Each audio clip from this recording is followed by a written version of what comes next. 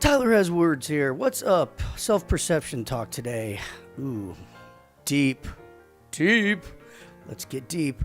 Self-perception, how you feel about yourself. Not feel, but think.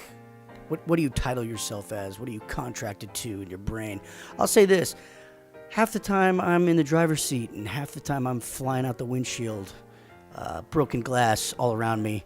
And I think most of the time it's what goes on inside your own brain and heart and soul is just a maelstrom of confusion and worry and wonderment. But half the time it's just time and circumstance playing on you, and there's nothing. You're just reacting, and that can have an effect on who you think you are, or what you are in the world. But we all have these little constructs. I call them themes that we hold dear to.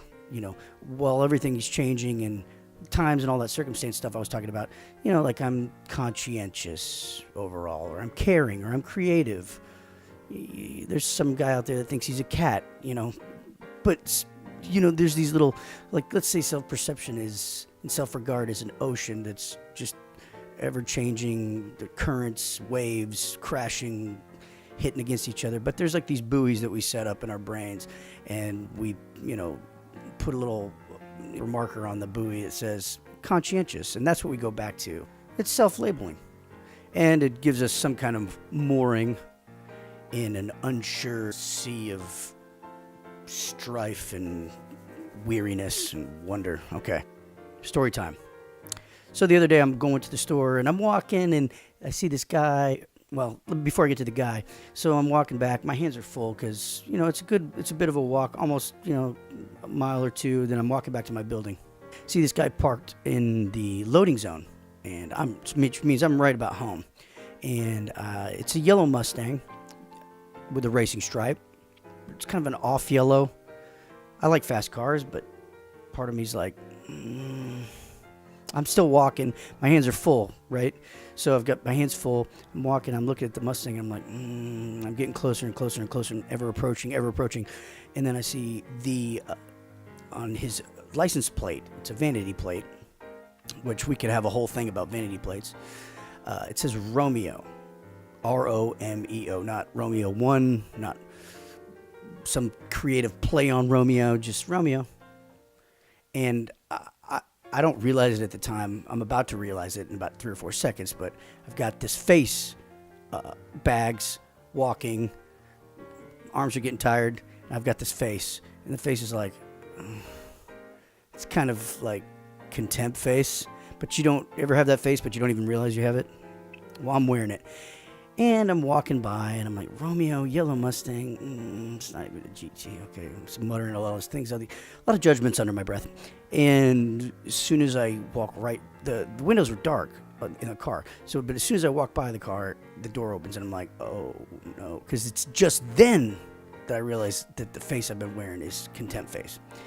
And I'm like, out is going to step this bronzed, muscled dude who's gonna just pummel me into the ground. And at that point I've accepted my fate. I'm like, you know what, I didn't even know I was doing this, and I'm a judgmental jerk. I deserve this. I'm not even gonna put my groceries down. I'm just gonna let myself get smashed. But out steps the guy, and he's about my size, and he's got an asymmetrical face. I'm no judge of male aesthetics, but this guy's no Romeo. So right there, he looks at me like, what are you looking at, man? And I just put my head down and tried to be self-deprecating and walked on, because at that point I was happy, and I went back straight into judging him because I'm a jerk. But the fact that really average guy, from middle of the road, Ohio, was rocking a yellow Mustang with a Romeo vanity plate just had me in stitches in my soul. Okay, let me tell you why I enjoyed the moment so much. Because not only is the guy from middle of the road, Ohio, not deserving of the whatever self-perception he has built up inside of his own brain. I mean, maybe he's that skilled and adept with the ladies, but I'm looking at this guy, and I'm just looking at reality, and I'm thinking, I'm making a call here. I'm going ahead and saying, no, the judges ain't giving this guy a 10.0. That's all I'm saying. Anyways, so I take a couple things that I'm enjoying as I walk into my building, and I'm thinking about this. I'm thinking, this guy, you know what? This is great. It's kind of an ironic thing on him because I don't even know if he knows how the Romeo thing went. I think he might have hooked up once, and there was the one time maybe in the play, you know. And what else? Maybe like performed a couple of limp-wristed murders that really didn't come off. He didn't come off looking that great in that situation. So Romeo is no hero, bro. So vanity plate or not, I'm sorry. Anyway, the whole thing just made me laugh, and this guy's, I don't know if it's his own self-perception or it's like a defense strategy against his own insecurities. There's probably a lot of stuff going on there. And I'm not one to tell you how to look at yourself. I still don't even know who the heck I am half the time. So I'll say a few things. If you find yourself with a promotional vanity plate, maybe you've gone adrift. Second, it could be that if you've gone that far, you're just thinking about yourself too much in general. And too much thinking about yourself can be dangerous, especially if you're not thinking all that clearly. Finally, the Romeo from the play could have benefited from a little better sense of self-perception. I mean, what's he do? He gets some people killed, doesn't really affect anything good, and the chick that he loves ends up, offing herself because he offed himself.